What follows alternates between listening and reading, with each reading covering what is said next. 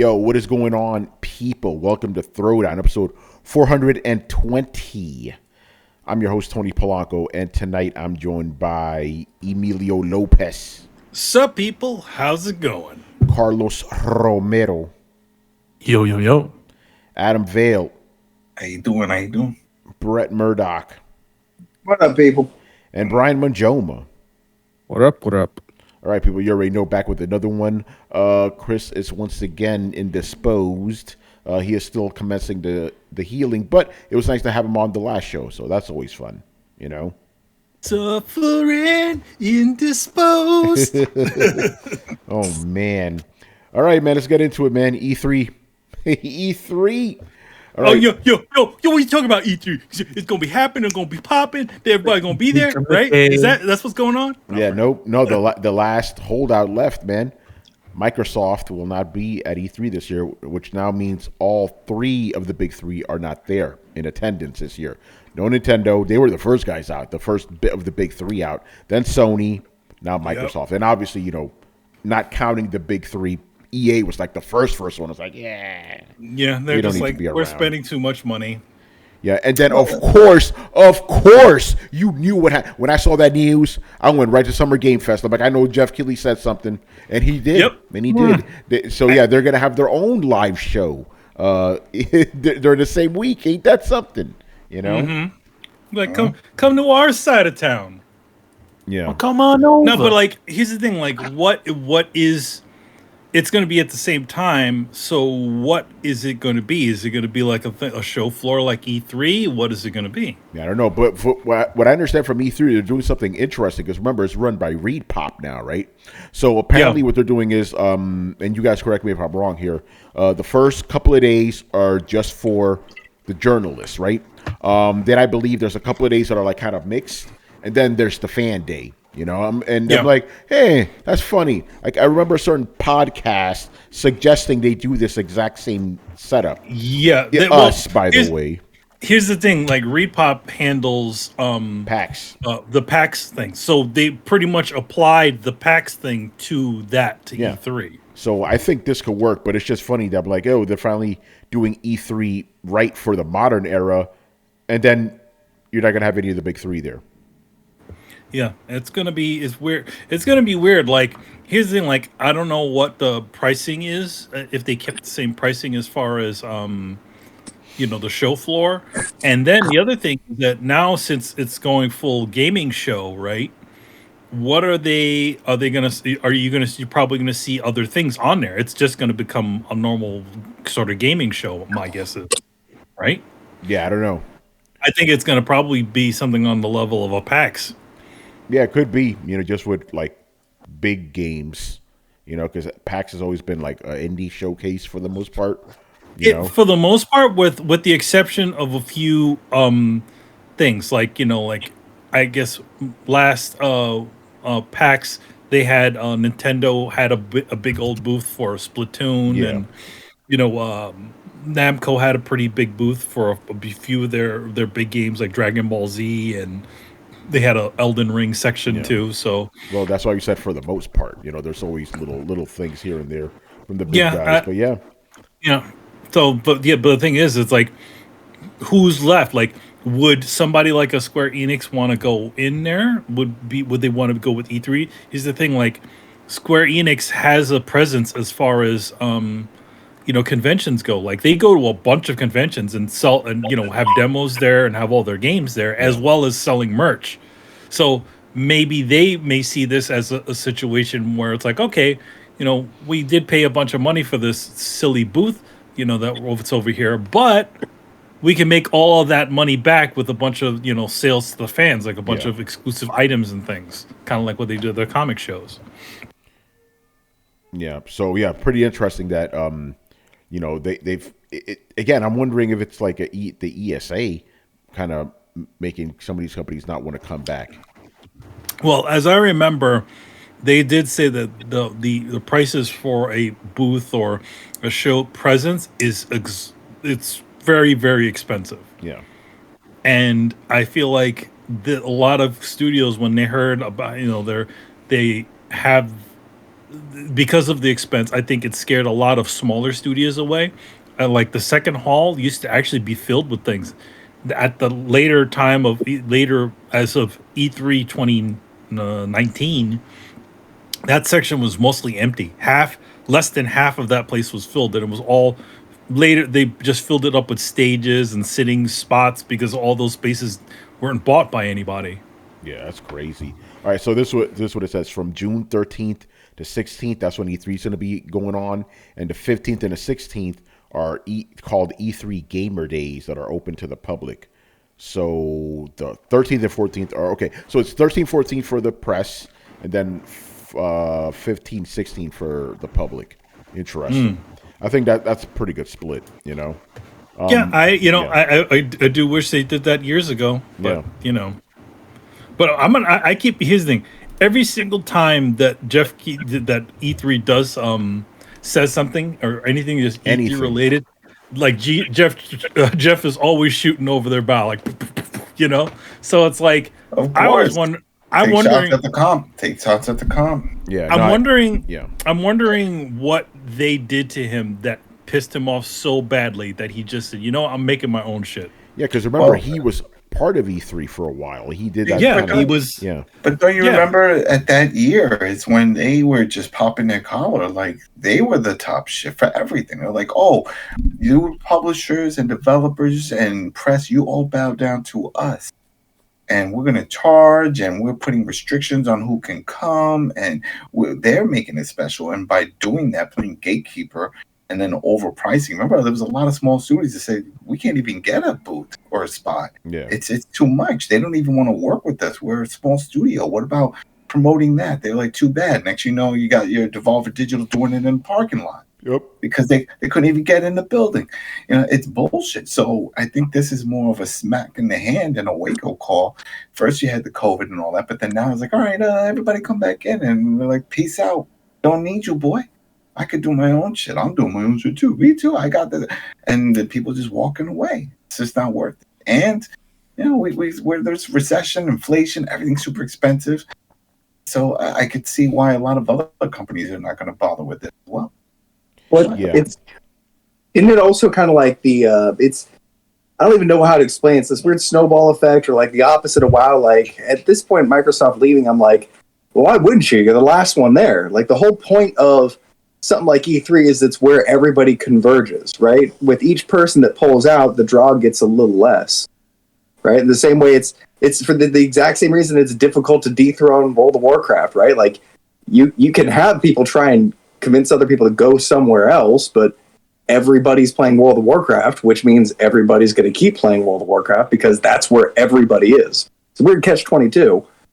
So you start losing people in something like E3. It's just a matter of time before you lose everyone. I think that's why Jeff Keighley's been so, we joke about it, but he's been almost like borderline predatory trying to headhunt these people over to the Summer Game Fest, because the more people you get there, the more, I don't want to say official or recognizable, but the more legit it is. You know what I mean? Oh, you're right. Yeah, I agree. I'm sure it was about money. I'm sure that's what it always comes about money. That's what it always is. And Brett brings up a good point, because if you notice, the Game Awards is essentially an official thing now. It's it's a staple annual event that the industry takes into account.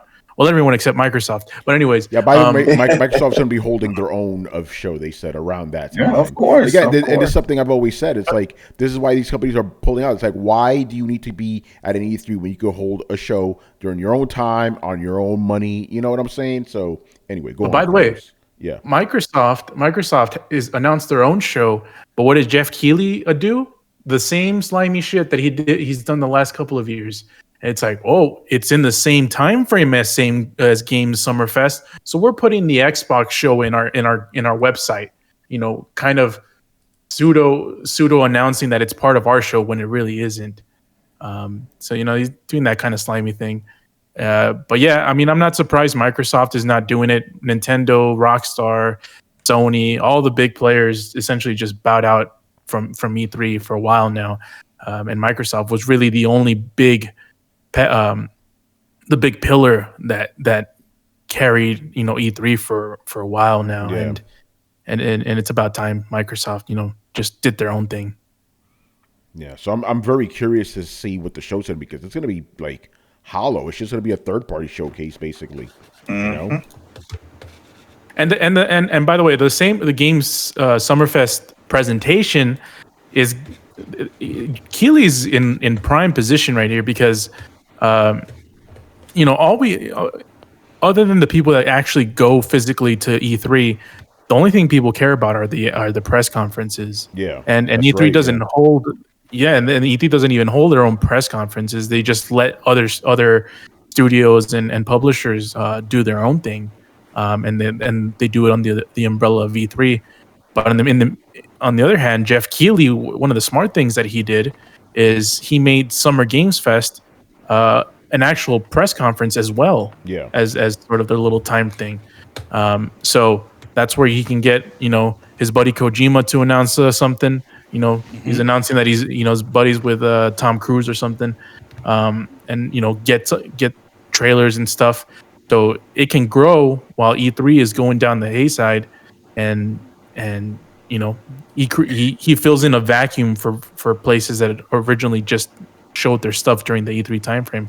He can sort of host them. The world has changed. That's just the Yeah. bottom line. Yep. The world has changed. The whole process of doing these type of events has changed. When E3 was still doing everything big, yeah, we had YouTube and stuff, but the big boys, Microsoft, Sony, and Nintendo, really weren't too much on the showcases. Like, big live event and tune in at this time. They would sprinkle it here and there, but it wasn't until this pandemic hit where it's like, all right, can we just pull everybody into our platforms, on our services, whether Twitch, YouTube, or on the direct on their website? And it's been working. It's been working. That direct to consumer has been working. So right now, it seems like this is just the way things are. And Yeah. it's great to meet people in person, especially when you're in the industry and you want to, schmooze and stuff. But even that has gone smaller, where they'll say, hey, we're going to send you a link. We're going to do a live stream of this game. We're going to be in a chat, and then we're going to do, question and answers. And it's just, media people just talking and ask questions.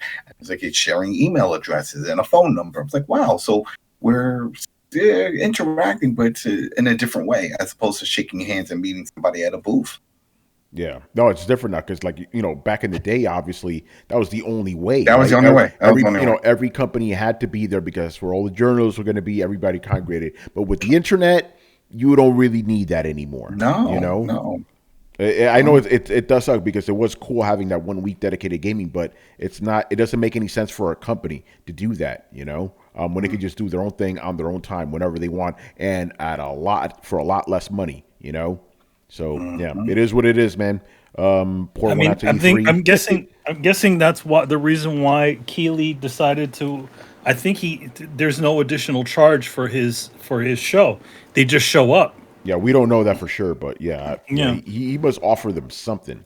No, I think he does. I think he offers them the thing, like, something about it, right? That he gives them. And then they're like, all right, let's do it. Because I feel like they wouldn't do it if it wasn't anything, if they weren't giving them something, if he wasn't giving them something extra. Obviously it's a more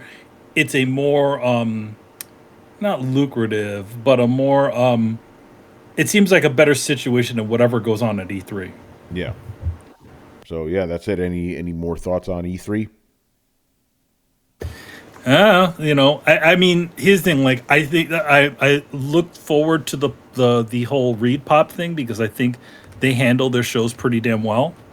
We'll see what E3 is going to be like, what the future of E3 will be. Yeah. And then I guess my other question would be, can E3 and Summer Game Fest exist together? Or do you think one will overtake the other eventually? I think they can coexist, but I think that what will it would all depends on what form Summer Games Fest is going to take.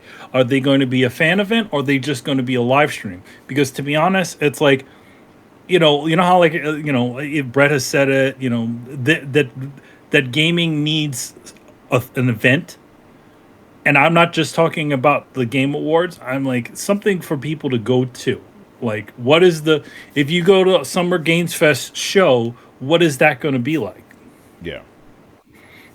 And I don't know. To be honest, I don't know. He hasn't gone into detail as to what Summer Games Fest is.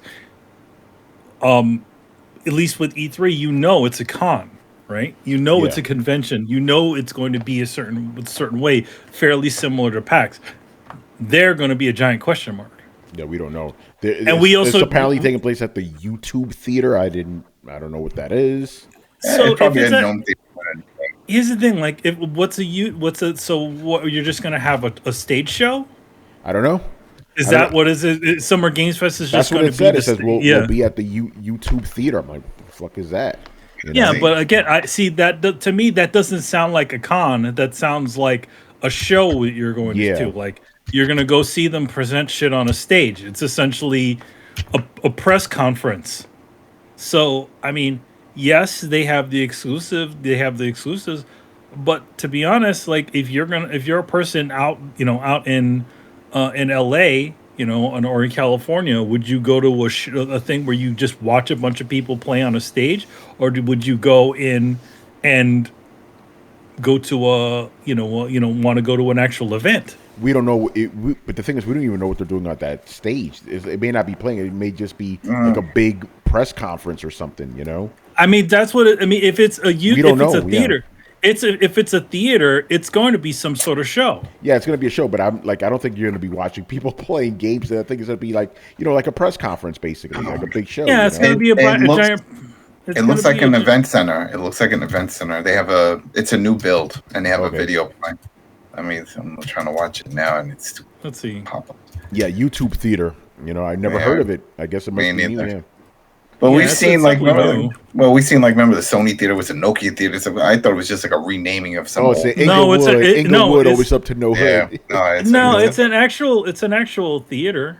Yeah, it is, I mean, there is a big lobby space inside of there. Maybe they'll put it in there. I don't know. Well, you need space for Bear McCreary to play solos. So. Oh yeah, it's a big place. This is like looks like a Javits. It's huge. At least the way it looks, you see people walking around and booths and stuff. I don't know why they call it theater. I mean, because it has a giant theater. Look at the big theater. Go to the Wikipedia page. But there's other areas. I'm watching the video on their official page. I'm looking at the Wikipedia entry, and that's a big theater for sure. Yeah, there's a theater part, but a lot of theaters don't have all this stuff. Yeah. It's also. YouTube Theater is a 6,000-seat music and theater venue in Inglewood, California, U.S., located under the same structure that houses SoFi Stadium. Jesus, everything's just named after something now. SoFi? Yeah, damn, they blew up. Not SoFi. Yeah, right. SoFi, the credit card company and / bank. That sounds right. Yeah, no, it's true. Yeah. That's the most expensive stadium in the world. Yeah, right. I thought it was the one that the what you call it, the LAFC. They built that crazy Benzies. Remember the Mercedes? Oh no, that's not that. LA. No, it's not. It doesn't compare to SoFi. SoFi is on another level. Yeah, SoFi is big. Yeah, the home of the NFL's Los Angeles Rams and Los Angeles Chargers. That's what it says here. All right, cool. Because that's what I'm saying. It's got to be one of those. Oh, they all have that. Because then I think about it. The Jacksonville Jaguars have something like that where it's the stadium and then next to it, it's like a big open venue thing for stuff. And that's where it's the same ownership of AEW wrestling. And during the pandemic, they turned that into their own in-house wrestling ring arena. I was like, shoot, they keep saying they're in the Jaguar Arena. It's literally right next to you. You walk through a door and next you know you're in the field. You're at the stadium. So this is probably that. It's probably connected to it. So they could do showcases and stuff. Booths. Yeah. Interesting. All right, man, let's move on here. What's up? Go ahead. I do agree that E3 and Summer Games Fest can survive together, but E3 needs to pivot more towards a PAX type of event than what it used to be. That's what it seems like now that Repop's in charge, Yeah. So I think they can. But I don't know. I feel like Summer Game Fest is probably just going to be another press conference and an E3 because they don't say how many days Summer Game Fest is. Yeah, it doesn't. It just it looks like it was just one day, you know? Yeah, so if it's one day, maybe they'll have a couple of things going on there. You know, maybe there's a couple of other things that are going on. But to be honest, it just sounds like a press conference. Yeah, very interesting. Something akin to whatever Jeff does for Game Awards. Yeah. Jeff Keighley. All right. Any last thoughts on E3? It's an afterthought now. Yeah, pretty much is done. All right. Moving on here. So this is funny. We got to talk about this Activision Blizzard executive who said The Last of Us TV shows, the success of it proves that Sony's merger opposition with Activision Blizzard and all that is baseless. Like that's an odd thing. She went more. Well, she does this every week. She's posting constantly, and that was just an excerpt from her longer post. Yeah. Where she was just pointing out the obvious. She was like, "This is a very successful game. I love this game. Everybody loves this game. Now it's a successful show. They're making tons of money. Why do they make it seem like if they don't have Call of Duty, the world is going to end for them? It's obviously bullshit." Well, and so that's. But my thing is, it's just funny that this is coming from an Activision Blizzard. Oh, yeah. Of course they're gonna say that. Of course. But I'm gonna say this. The thing about it is that the big difference between The Last of Us, maybe these are numbers that we're not seeing, but I'm saying is like the Call of Duty in general has the general audience numbers. Yeah. It trounces anything that goes on with anything that goes on with The Last of Us. Or a lot of them, maybe multiple versions of multiple of their first parties could ever equal up to what the amount of money that comes in from a Call of Duty. Yeah, but this shows that they're not like they know where the money is really coming from, and it's definitely coming from The Last of Us and their first parties, which does really nice for their media, right? Hey, really great first parties. But to be honest, what makes the numbers is the Call of Duty, and they're obviously afraid that because they can't control the narrative anymore, as far as they're the only console to get a Call of Duty on, it essentially could end up, them taking a larger hit than people might expect they would. Well, that's why they got subpoenaed to go to court, because they want to see the numbers. It's like, how big? Because yes, we just said it. It's a big. Call of Duty is huge, but Call of Duty is on multiple platforms, so everyone's getting a piece of that pie. It's not like Last of Us. Sony gets all of it. No, but the thing about it is that you got to realize how many people are currently on a PlayStation, currently buying it for the console. All the rhetoric out there says that Call of Duty is on PlayStation. If to the general audience, and I think that's the problem. That's the thing that's causing. That's why they're getting a gun shy here, and they're trying to do everything they can to stop it. Because as soon as that happens, as soon as the idea that of Call of Duty being in the head, it starts getting in the heads of the general audience, and it's on the opposite console, they already lose. I have to see. exactly, because I still don't know a lot of people on PlayStation that play Call of Duty. Dude, I feel like I'm in the minority. I guarantee you, Call of Duty outsells any PlayStation exclusive. I guarantee you that. And I'm talking about just on PlayStation by itself. Just on PlayStation I'm alone. not even counting Xbox, not counting PC. I'm not counting that either. Yeah, no. Just I'm telling you right now. Remember, Call of Duty is a normie game. Normies buy this shit, right? You keep saying that, and that's not true. Yes, it is. Call of Duty is a hardcore.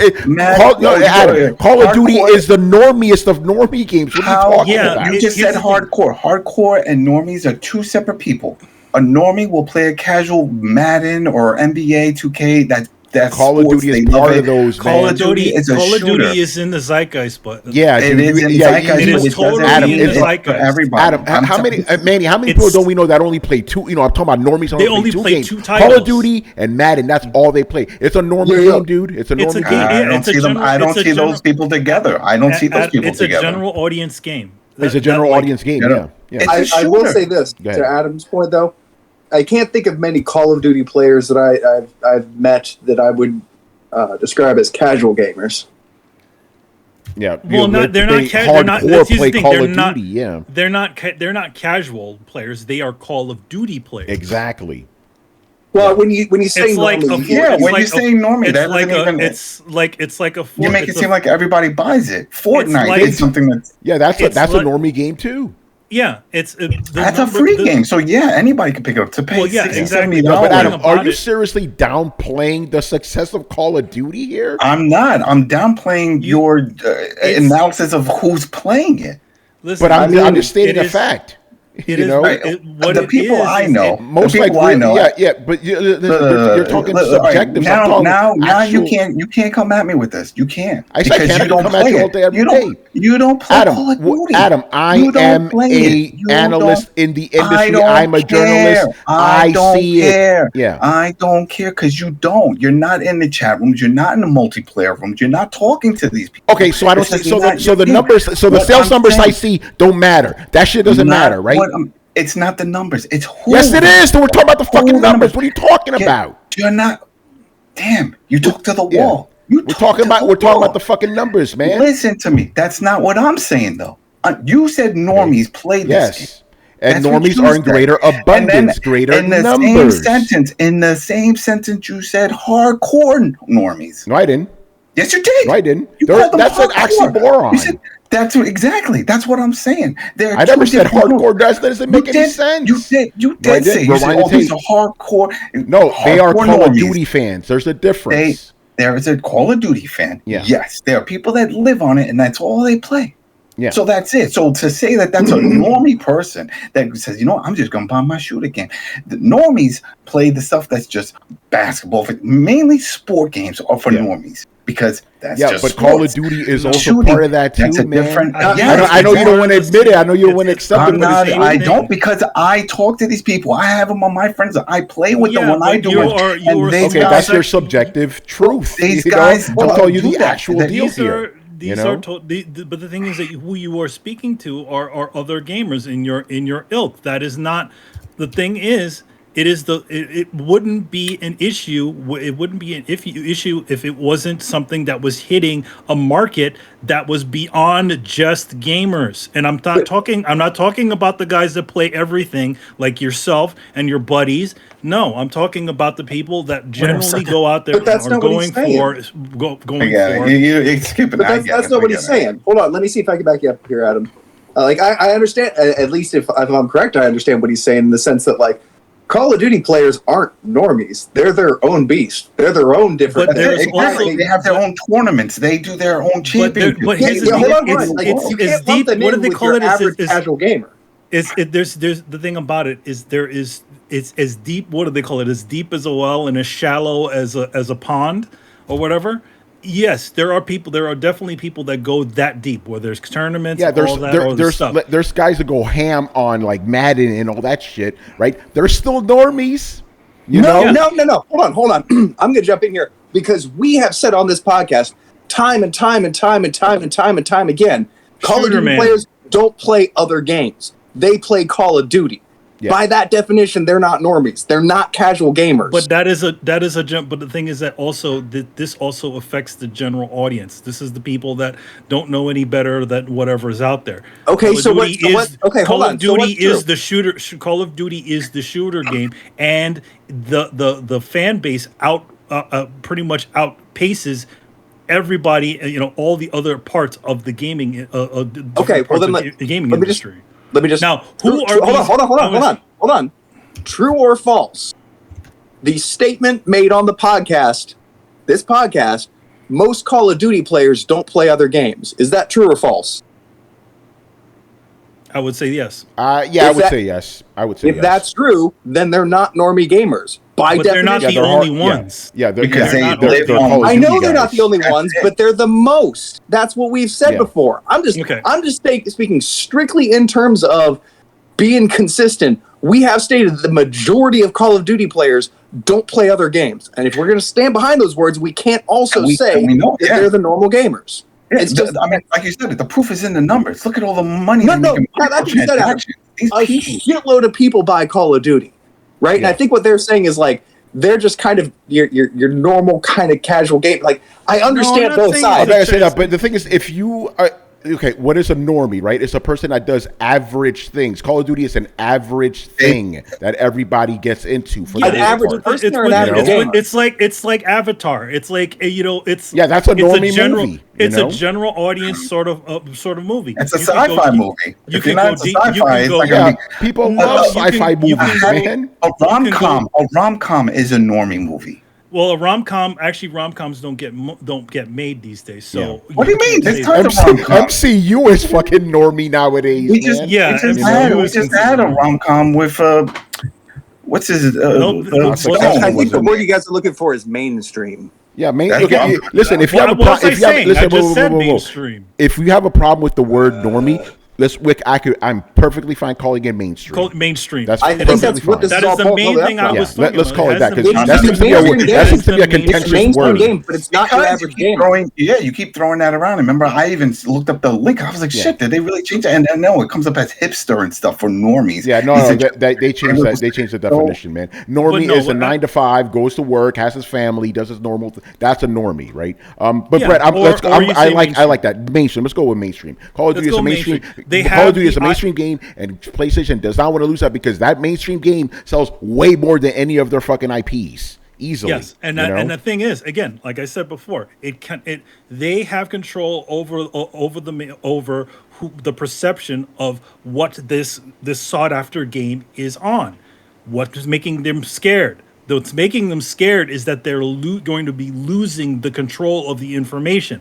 If the inkling that Microsoft is even them just plainly owning that thing that gets out there, right? That will already change the perception of what the console to play Call of Duty is, or service or whatever the hell you want to call it. It's Microsoft. And that's what they don't want to lose control of. So this little 10-year plan that whatever they have with Microsoft, they don't want to take that because it doesn't come with an exclusivity deal and them essentially there after the Call of Duty commercial plays on TV or is anywhere else, any of the media marketing, all that stuff will not say PlayStation. That's the thing. That it's not a matter all this other stuff like Sony's going into BSing about how all this stuff is going to get the real thing they're afraid of is losing control of the narrative. I think actually a really important thing is kind of what you guys incidentally touched on, like the difference between your average gamer and your mainstream audience is really kind of crystallized in Call of Duty, right? Like the big Call of Duty players, and there's a lot of them.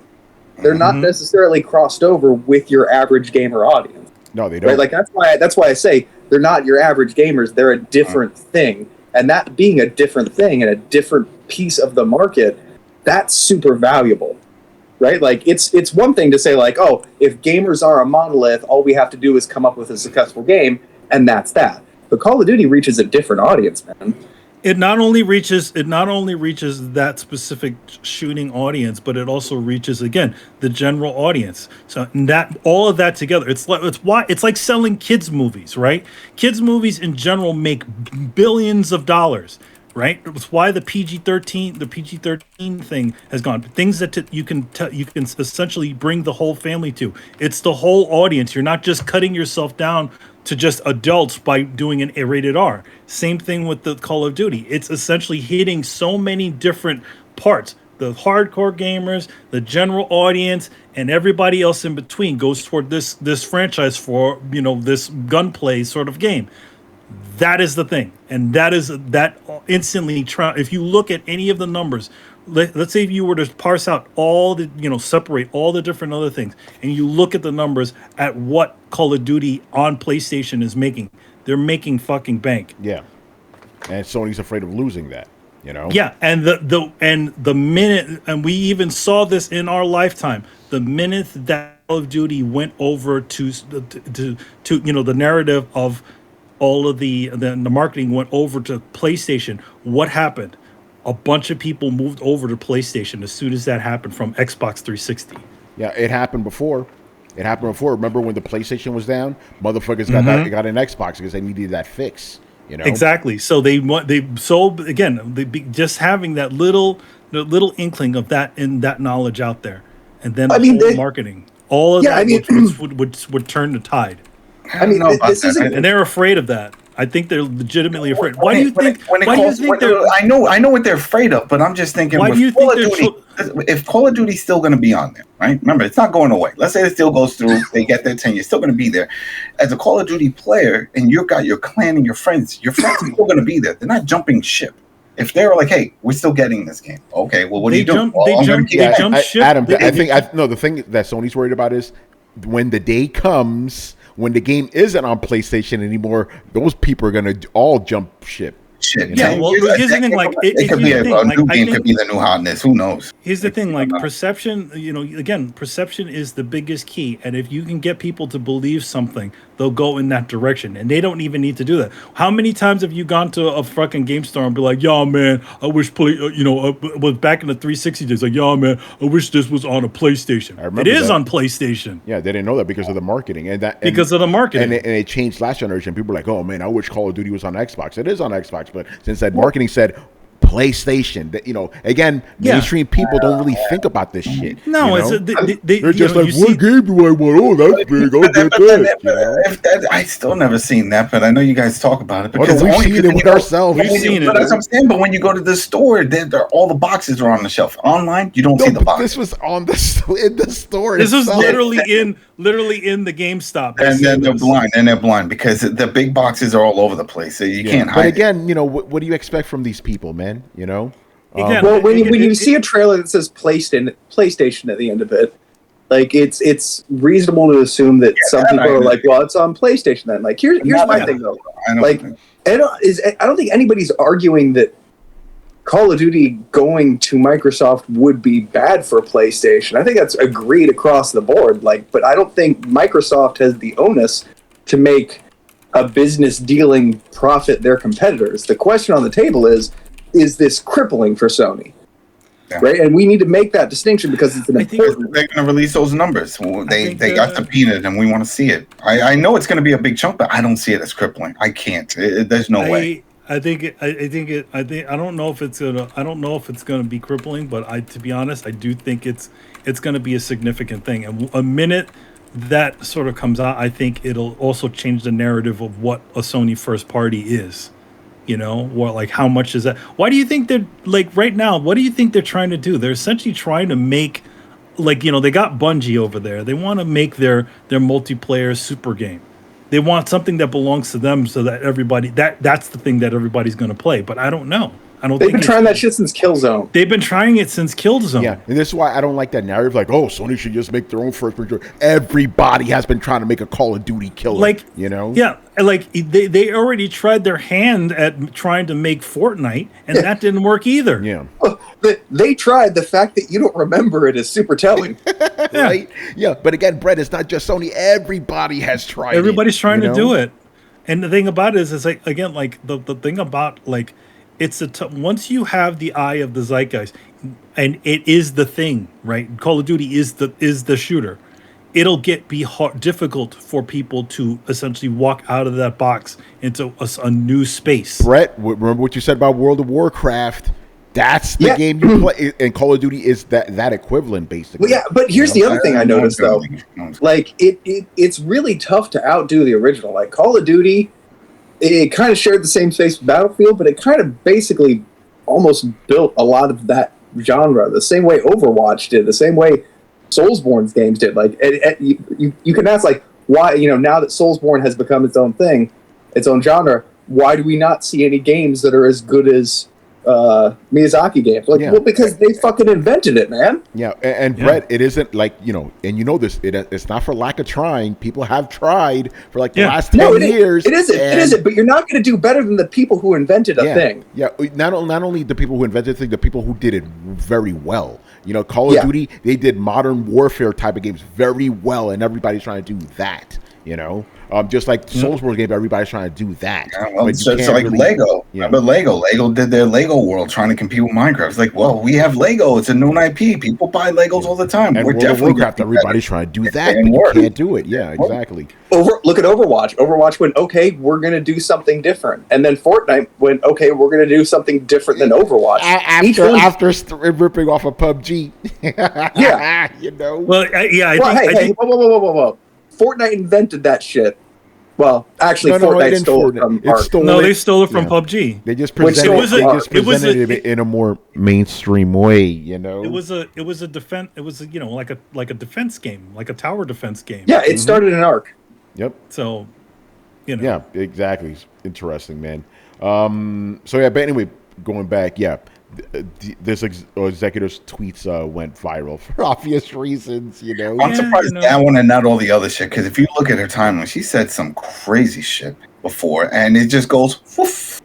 You know, it's just what people, just like that whole thing that happened with you when you said your little thing, GTA. People pick and choose what they want to spread as trigger words.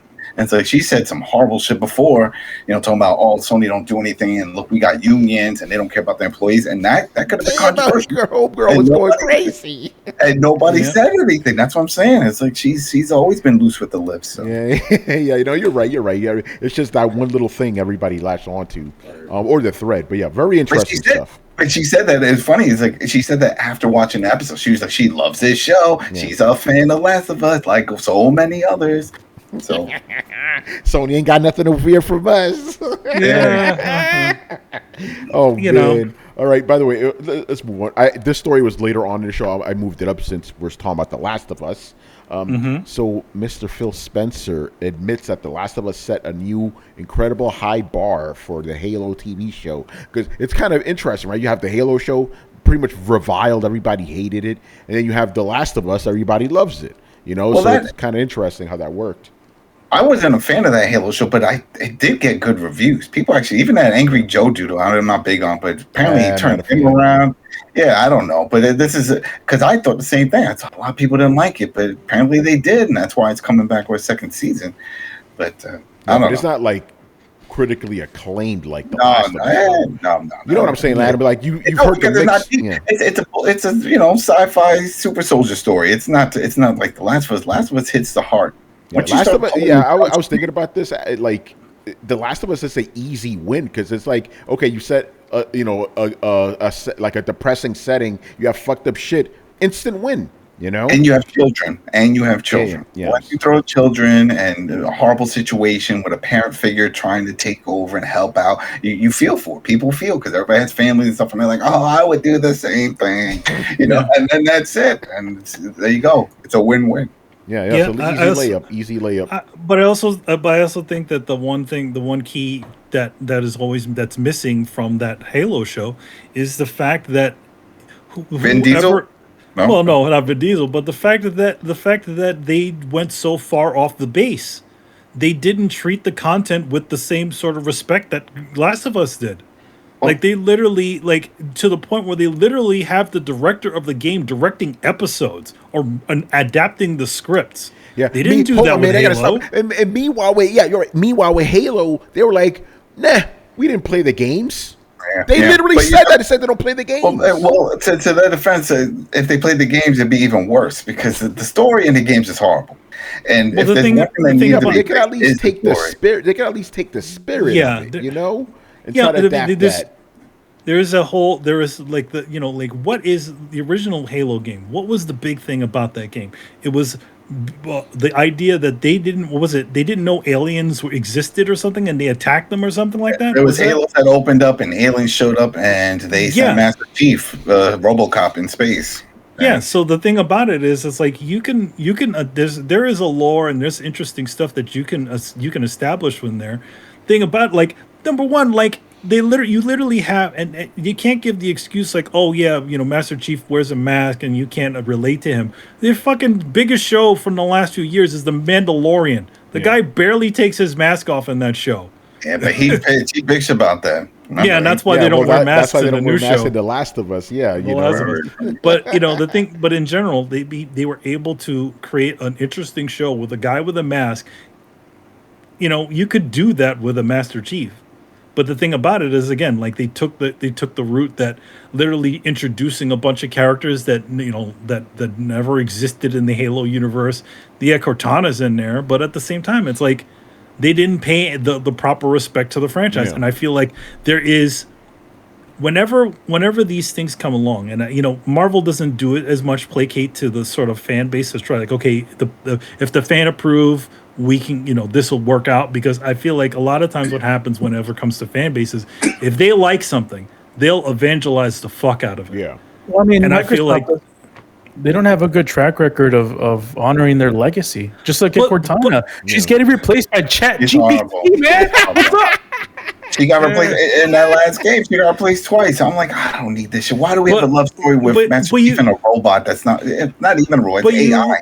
But you look at the two other Halo things that they did. Those were actually really good, and they had like less than half the budget of whatever this new show has got. Yeah, Like, what was it that they had, that one that's on Netflix? There was a History Channel one. the animated one, right? And then the animated stuff, like there was some cool stuff they could do, but I feel like Microsoft just handed it over to a production studio and just said, "All right, make a Halo show. Yeah. Here's what we got.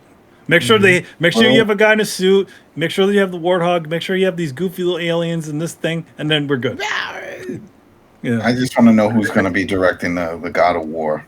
I mean, the Gears of War movie. That's all right. I know it's on Netflix. I just want it's to know. Cliffy B. Then I'm not trust Cliffy. Cliffy doesn't have a good track record lately. I don't. Oh, Trouble in Paradise. Well, he's been gone for so long. Remember, all his games got They flopped. booted. Yeah, the last was the 2 games he did. Yeah, the last 2, and then they pulled finances. They had some investors who pulled their financing from the projects and stuff. Hasn't been great. Cliffy So B, I wonder- man. I wonder if he still gets residuals for anything Gears of He War. does for Gears, yes. Yeah. Because he created that part, even though it was part of the Unreal Engine. He talked about it, the Unreal tournament. He had created that story and that arc with Marcus and all that stuff. So he has creative license on that, and he gets a royalty. So as long as they keep making Gear stuff, he collects checks. But I Good think, for him. but I also think that, like, if you notice, they sort of reconfigured the whole cast around. Like, now the games don't seem to be really about Marcus anymore; they're about his son. Well, yeah, it's about the kids. But the Marcus still is there. You still play as him. He's always going to be a focal point, and that's the whole thing with the movie with Batista. He's going to be playing Marcus if that goes out, because that's why they added him in Gears 5 to do the likeness and the voice work and all this stuff for Marcus, because he wants to be canon if they ever make a movie or a TV show. And so it's going to go there. Yeah. All right. Moving on here, unless you guys have any thoughts on the Last of Us show, real quick. Well, all I say is this. Like, I know everybody's touting that this is the one of the best adaptation. There's been a lot of adaptations that have been very well done, and the big key between all of them, Castlevania,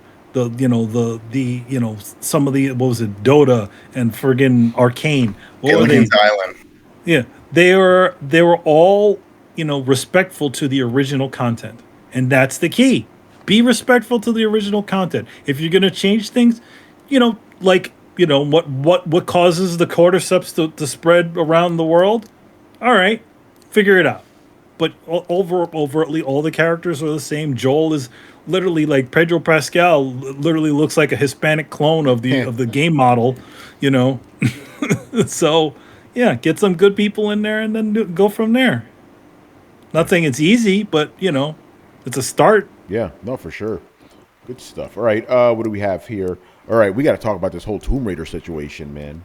What happened? So apparently, the Embracer Group, they own Crystal Tomb Raider. Dynamics, who makes Tomb Raider, and now they're teaming up with Amazon to make a new Tomb Raider game.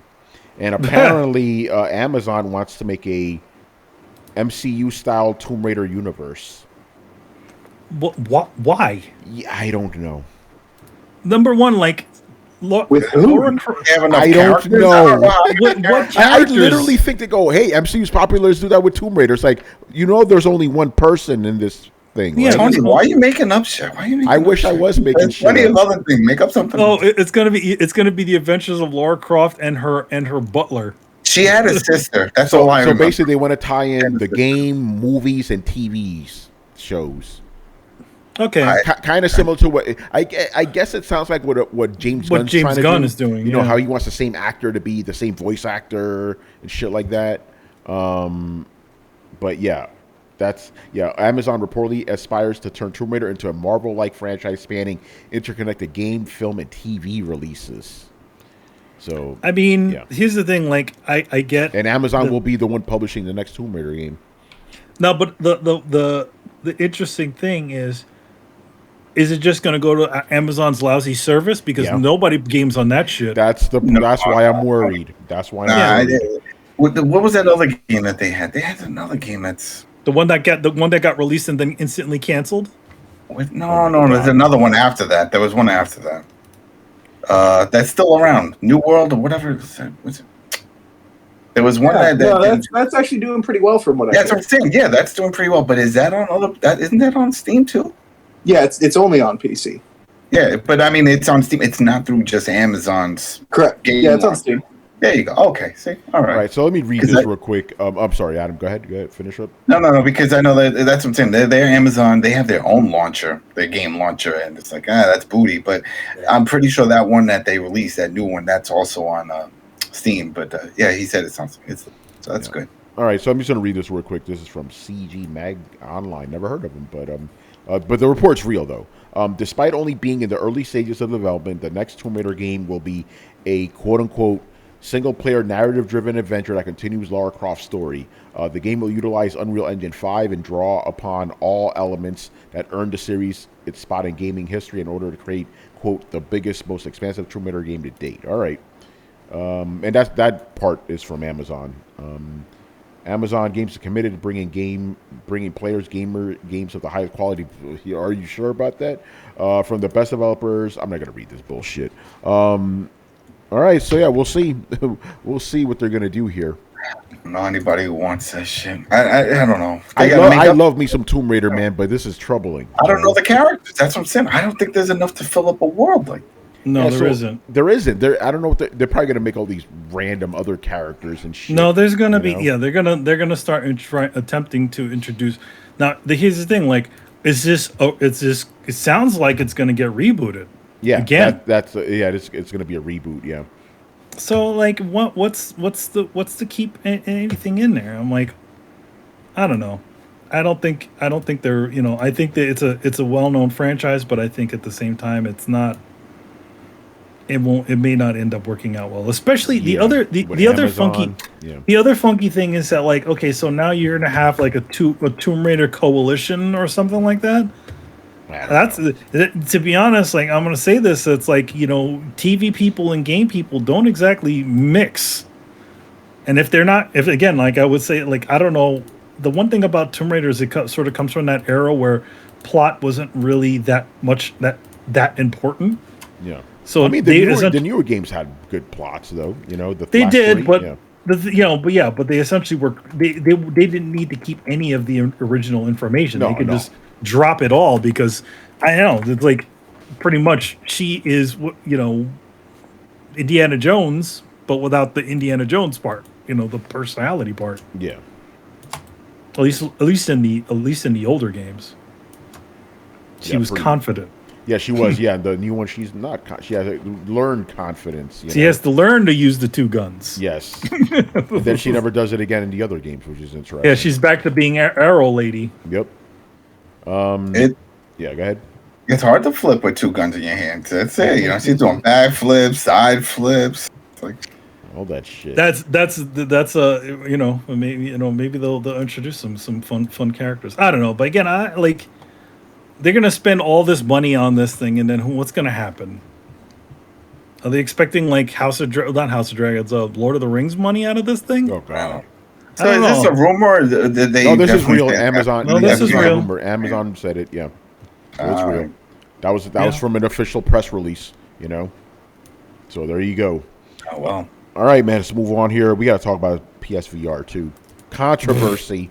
What's the controversy? So basically, a report came out earlier this week that said that PlayStation had half the shipments of the, because apparently there wasn't a lot of interest or whatever. That's what the initial report said. But now Sony has come out to deny those reports. Fake. Yeah, I'll read this. This is from IGN. The original story came courtesy of Bloomberg report, Jason Schreier, that cites multiple unnamed sources familiar with the situation. According to the sources, Sony was forecasting that it would ship just 1 million units during the current fiscal year, which runs from September 2022 to March 2023, and encompasses the PSVR 2's release date of February 22nd. Sony had reportedly sought to ship 2 million units during that same time period in the hopes that the titles like Horizon Call of the Mountain would stir up enthusiasm and therefore pre-orders for the system. So that was the original thing. It's like Sony planned to do 2 million.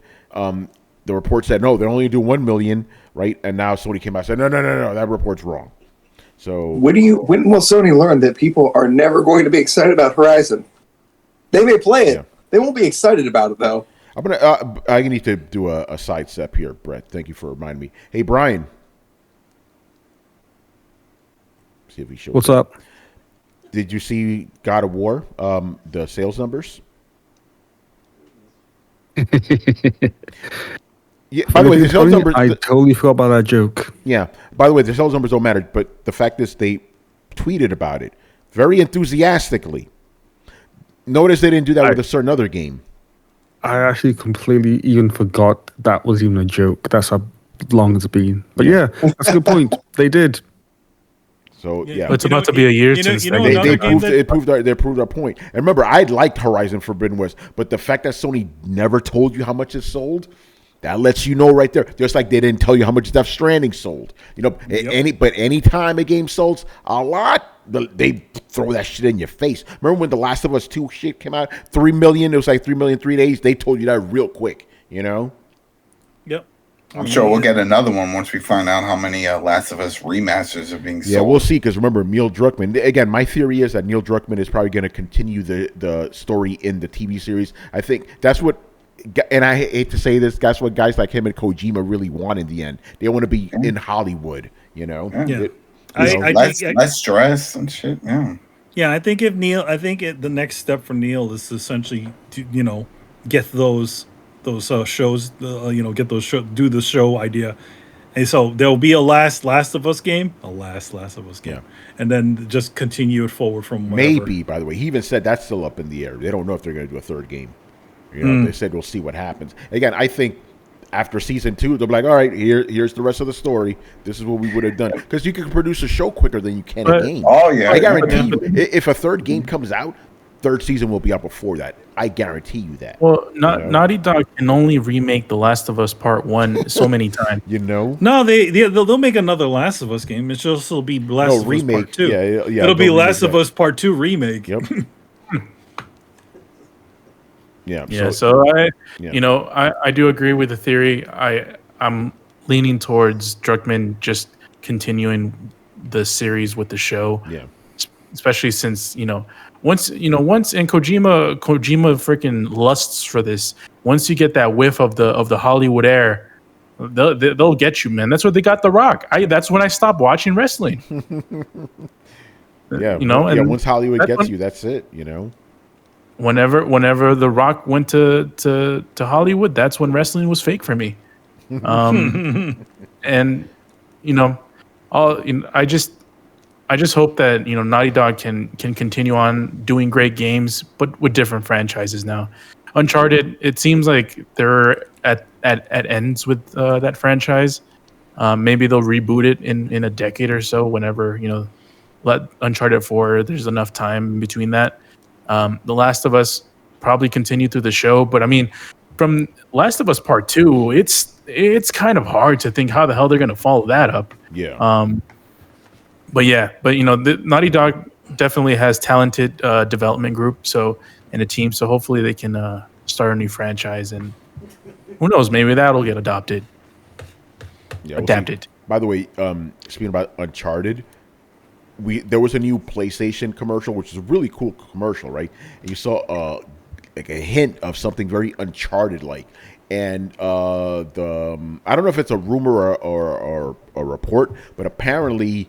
Because remember, Naughty Dog said we are done with Uncharted. That didn't mean other studios can't do Uncharted. So the report, I believe, is a report. By the way, shout out to Phantom Vash. He brought this up. That yes, that there is another studio working on an Uncharted game, and it seems like this is taking place after Uncharted 4 with Nathan Drake's daughter. So that'll be interesting. What do you think it could be that secret? Blue Point game? I don't know. Because Blue Point does have the experience of making an Uncharted game. Well, granted, it was a what do they call it? It was a remaster, but apparently remasters are considered as real titles these days, or significant releases. Yeah, I'm not sure, but pretty interesting regardless. What else? Brett. PSVR 2 thoughts? Nope. Don't care? No, those are my thoughts. Nope. All right. Nope, I'm not falling for it again, man. Did it come out already? No, it's coming February 22nd. Maybe if you prove to me now that you're going to support that shit or put out anything for it, but for the most part, fool me once. Yeah, good on you, man. Yeah. Man, I learned that lesson too late. God damn, that shit's still sitting in the same shelf that I put it in like 4 years ago. Still pissed, man. The thing about it is, it's like, to be honest, I think the VR has its niche, but selling what was it? How much is it? A $600 unit, $500 unit? So you're essentially playing. You're going to pay $1,000 if you want to invest in this thing. You're paying $1,000 for a console, and a VR unit. I don't know. I will say this. Oh, go ahead. There is. I think we all agree on this. There is a market for this type of thing, and this is anecdotal, but my nephews play with VR, and they bring every time I go visit, they're on freaking doing VR things, and it always surprises me. I'm like, man, I thought this was just going to be a fad. Obviously, I always thought it was going to stick around because, VR is kind of a technology that just seems like it'll stay. But I thought it would like die down and then come back up, and then it's been consistent with Yeah, that's the secret though. Getting this sort of entertainment into the hands of the young. They're not nearly as picky as us older people. Yep. So they won't judge it as harshly as there. But I think the thing is, when you have a $500 VR unit, when you can literally look on the market and you can find a $300 unit that's just about as comparable, why wouldn't you want to just go with that instead? But then again, there's an investment part of that. You have to have a decent enough PC to run it. But and then also that's part of the reason why the Oculus went fully went fully mobile, where essentially it doesn't work with anything. No wires. Yeah, no, PSVR still has a wire, by the way. No, it has a wire, but the thing is, the Oculus Quest also has its own ecosystem. It doesn't. It doesn't even connect to anything else anymore. What's funny? One of my nephews came to visit, and he brought his MetaQuest, and he's like, he has his VR goggles on. He's like, "What's the Wi-Fi password?" And for some reason, that shit just threw me off. I'm like, "What? What? You're not doing anything?" He has the VR thing. Yeah, because he's looking at it in his, his mind is asking him, "What is the Wi-Fi?" Yeah. Yeah. Also, by the way, and shit, By the way, a Sony first party game actually did end up on the Oculus. Oh yeah, which one? Oh really? Iron Man VR. Oh really? Yep. Nope. It was. Yep. It was. Iron Man. Remember that show? It came out pretty recently because Camouflage, that company that made it, who also made Republic and a bunch of they got acquired by Meta. So So yeah, I remember that. I was like, because I had to play that game. You know, when I was playing the MetaQuest Pro, I reviewed it. I was like, oh, Camouflage. I remember those guys. Yep. Yeah, well, Adam, what's up? Adam, actually, quick question: you wouldn't buy this shit for your kids, would you? No. My son wants one. We went to a family friend's house, and their older son had one. Yeah. But he was just playing demos and stuff. His dad refused to buy anything because he's like, nah, he gets, kids phase out of things quick. Yeah. So he'll just play demo. But those games are demos if you think about it. Yeah, she's like, I want this. I was like, and then next he wants Bowser's, game on the Switch and shit. So it's like, whatever. Yeah. No, he's not getting that. But I just saw him looking through my emails, and I just got this one for Tomb Raider Reloaded, and it's a Tomb Raider game that comes out in February. Is that what this is? The fuck is that? The fuck is that? I'll send you a link. It says February 14th. Thank you. February 14th release date. And I clicked on it just to see what they're sending me here. And CDE is the name of the developer. I've never heard of it. Man. CDE. I don't even think that developer has heard of itself, I'll send you guys. Yeah. Email it. Yeah. All right, man. Let's move on, man. Go ahead, Manny. No, I'm gonna say, usually the main teams don't usually develop these sort of VR experiences. They're usually just done by other companies. It doesn't look like a VR game. It's like it looks almost like a cartoony looking version of her, and she's got the dual pistol thing going on. It could be like that. What's that? Oh game? Yeah. Those kind of mobile-y games. Like what was it? Is it Tunic? It's the one with the mouse. Moss. It could be a game like that where you're essentially looking down on the environment and controlling it that way. Well, remember they had those like top view Tomb Raider games too. Yeah. No, but then those were all right. Tomb Raider Go. Yeah, something like that. No, not Tomb Raider Go. It was before Tomb Raider Go. They were like, it was a side scroller things. For PS3, right? Yes. Those. Exactly. Yeah, they made 2 of those, I believe. I think I got the platinum in one of them too. All right, and the last thing we're going to talk about here, the PlayStation has shipped 32.1 million copies or units. It's a lot, and they said that 28% of those, if lifetime sales came literally from the holidays from last year. Gee, that's what happens when you actually have consoles in stores, Yo, man. Yep, there you go. Go ahead. Any of you guys been to stores recently and seen these in the wild?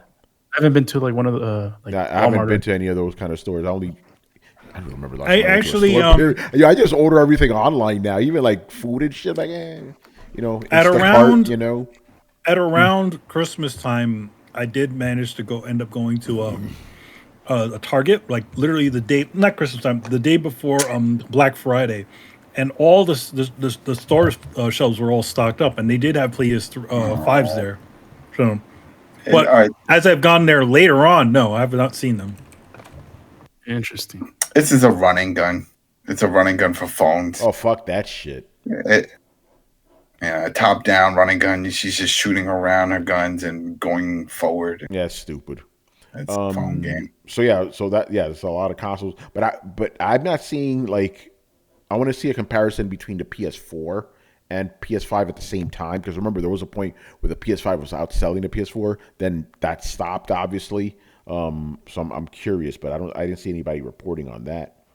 But yeah, no, it's doing well, And apparently another report was saying that like PS5 is like absolutely destroying Xbox Series X.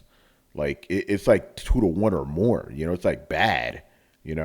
But where can you even find those? Because that's the thing. Even Microsoft. I have 2 buddies that are still pissed they can't get a Series X, and they're nervous because of the price hike that's going on in Japan. And they're like, "Oh, what if it happens here?" It's like, I don't know, but they still don't have them in stock. They had it for that short period of time. Remember the extra chip and whatever that they were doing, and then they all disappeared again.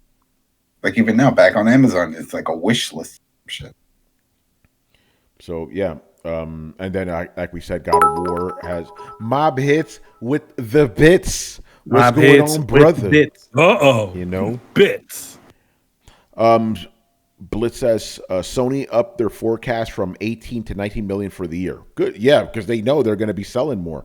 Good shit. Thank you for that information. Pero ay. Good stuff, man. All right, that's all the news we got for you people. We're done. You know, unless you got anything else you want to. As you know, we're so early. What games have we been playing lately, man? Adam, I go to you because this segment is pretty much yours. I've been playing, of course, the Dead Space remake. Doing that. How is that? How you liking that? It's good. I love it. I love the fact that they brought the original voice actor from 2 and 3 in. Yep. The whole He the original. He the first one. Yeah, exactly. One camera shot.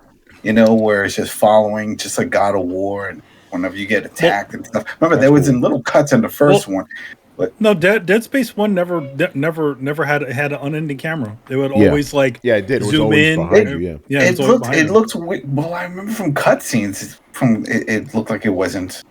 I don't know, but everything blends. That's the other thing. I can't really tell when it happens. It's a good blend of when you open through a door and then you get attacked or whatever, and then it goes back into it, and whatever they throw in cutscenes and interactions, it just seems seamless. It doesn't seem like there's any cut. Obviously, there's the putting in the load, you're taking the elevator, or you're squeezing through, different areas. But I'm enjoying it. It's great. It's good feels. A lot of what is it called? I gotta look it up before I do my review on it. The director, I think it's called, that mechanic where they just have random creatures jump out at you at certain points. So even if you're standing still, something can change. Oh, They'll have interesting. It's called something director. It's some new thing that they put in. It's something that even Resident Evil, I forgot what Resident Evil had that. I think. What was it, 4 or whatever? They had the director in it. Yeah, it's called the director. It's weird. It's that they named it that, but I haven't encountered too much of that. And I even looked online to see if anybody else has been playing and having this. I was like, no, it seems like it's something more apparent in the harder difficulties, not just on normal. But I've had certain spots where, let's say, I die and then I go back and I'm in the inventory doing some stuff, and then also I hear like, yeah, and then I'm like, oh, this dude was in here before, and then it's like he just jumped through it, and then I'll kill him, and that's it. It's one and done. It's not going to be continued. It does multiple things. It not only does enemies, but it also does random noises in the background, like spooky, like a lot more spooky noises, and like lights flickering and all kinds of other funky things. So they're trying to mess with you.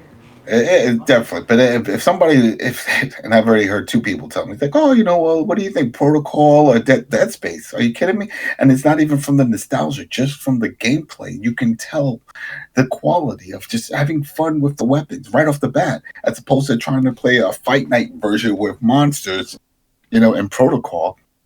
So it's fantastic. So playing that. I'm still playing God of War on Steam Deck, the first one.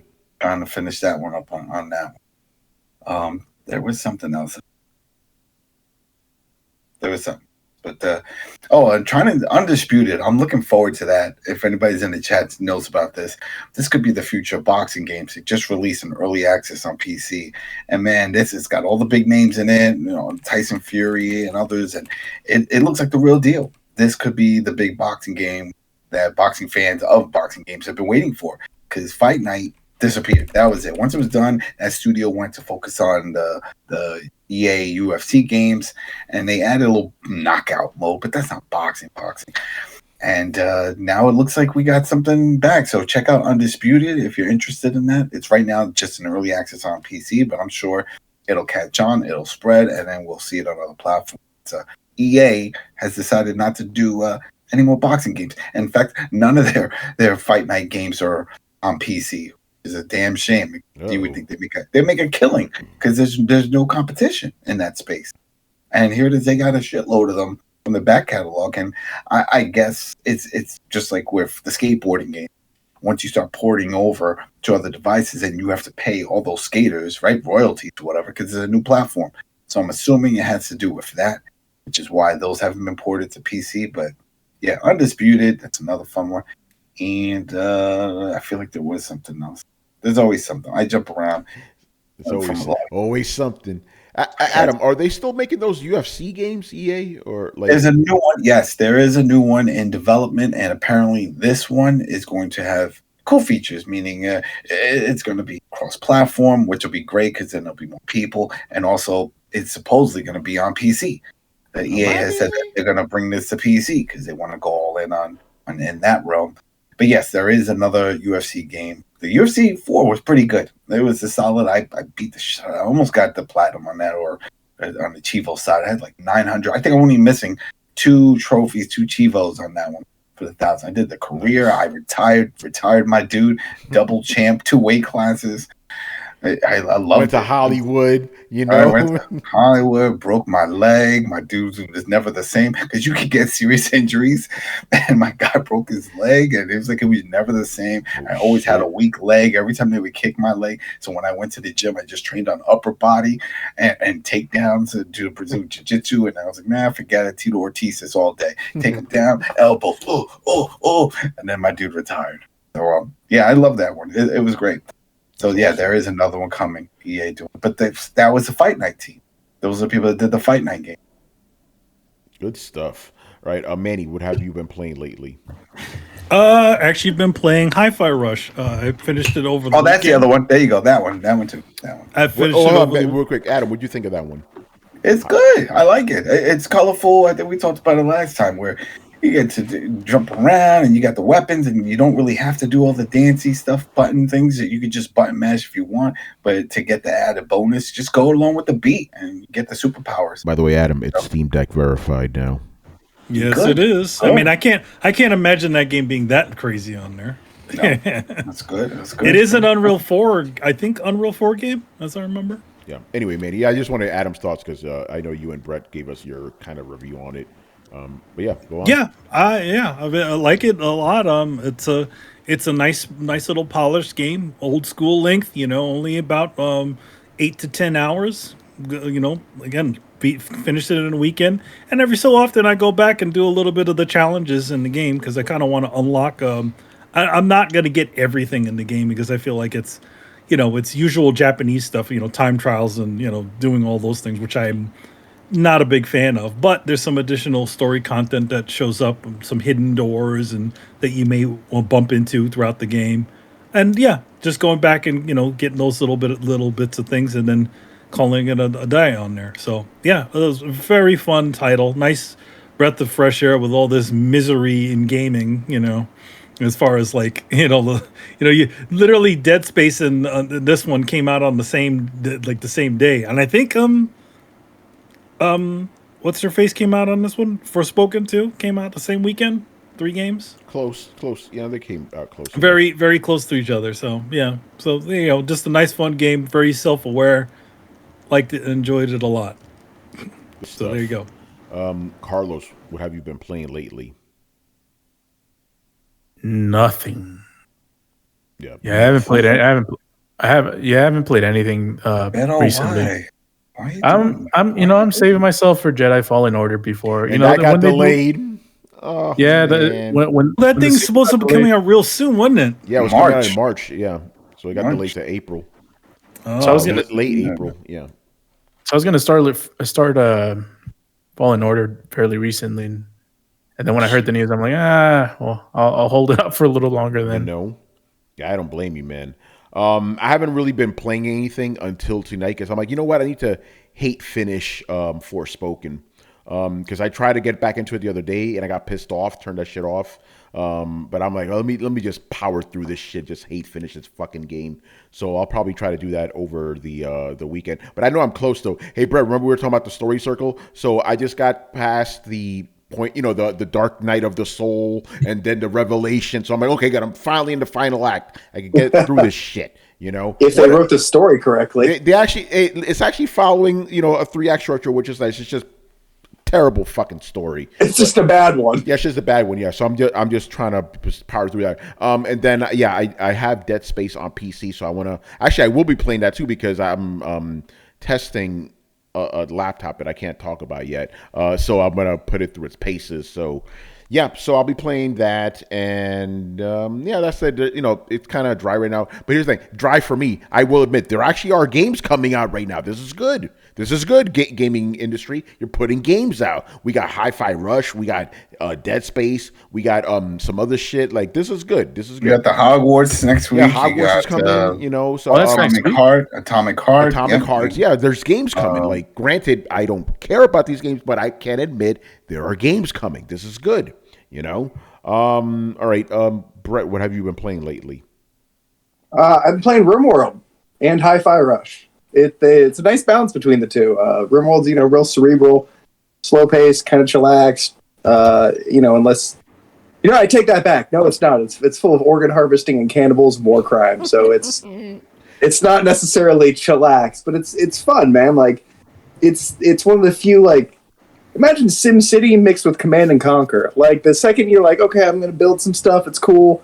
Like somebody attacks you and you have to like take control of all your units and it turns into a real-time strategy game.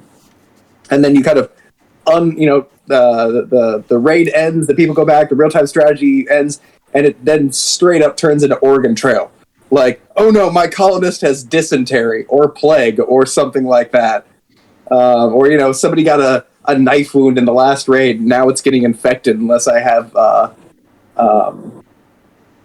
antibiotics, and I don't. So then I need to raid the next colony over for antibiotics so that one of my main guys doesn't die because he's my sniper. Goddammit. It's a great fun game. But then when I just wanted like just have fun, like y'all remember that fun in video games? Yes. I know Brett, yeah, I still remember it. Yeah, Brett, I still remember that line. We live in the age of Druckmann. Yep. Games don't have to be fun. Who would do that? But yeah, man, Hi-Fi Rush it's just a fun game. So you're like, yeah, let's just hang out. This is gonna be dope. Let's have a good time. The hilarious thing about it is it's also fairly self-aware of how stupid it can be, and then literally the game goes, no, don't worry about that. Literally still say it. Like its self-awareness is actually kind of charming. Yeah, it's like there's one part they're like, so how did we get back from the final? Wasn't I in the final boss room or something? And they're like, listen, don't worry about that. You'll break my immersion. And then like there's other parts where they're just like, wait, huh? Like there's one part where so there's an absurd there's two things that are pretty hilarious in the game. The game gives you tutorials, right? They give you an initial tutorial, and then they have a tutorial robot. It's obviously aware that the robot knows that you're like still seeing tutorials. Then there's another part where it's like there's like a lot of like I guess maybe they had some play testing and there's a bunch of people who got lost. So there's actually arrows all over the game that literally tell you where you need to go.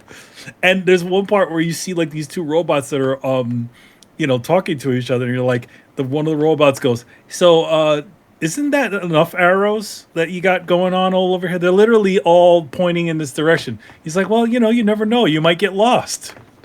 So he knows that there's all these dumb arrows everywhere. Dude, I loved when they were explaining the tutorial and she went, got that? He's like, nah, sorry, I wasn't listening.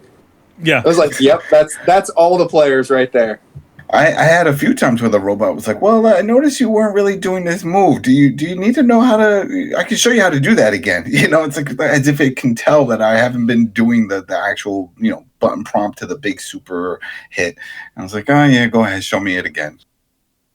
There's also, I'm not going to go into spoilers, but there's also a point in the game, if you decide to play over the game, play it's not New Game Plus, but you can literally go back to the previous episodes and play portions of the game over again. You can do things slightly differently, and the game is actually aware that you're doing something you wouldn't be able to do if you didn't have these specific things, too. So, it's fun. Cool. All right. And Brian, what have you been playing lately? Rock and horror. I've been playing some Hi-Fi Rush because it seemed like it's the only game worth playing. Yeah, it's Throwdown's game of the year so far. There it is, right? All right, Brian, we got to hear your thoughts on the game. It is. I echo pretty much everything that Manny and Brett have said, and to add my thoughts is it's just charming. It's just it just drags you in and makes you smile. And I think not enough games are doing that these days. Like most games just seem to be weirdly up its own bomb holes. Whereas this is like, hey, you know what? This is a game. We're having fun now. It doesn't matter about depressing, boring stories about weirdo muscle peoples and weirdo gods. Like, no, just dumb fun stuff now. Like you have an iPod in your chest. Why? Don't know. Moving on. Let's go. It's like, okay, fair and enough. it's like an original iPod. like why is the head of production and basically Randy Savage? Yeah.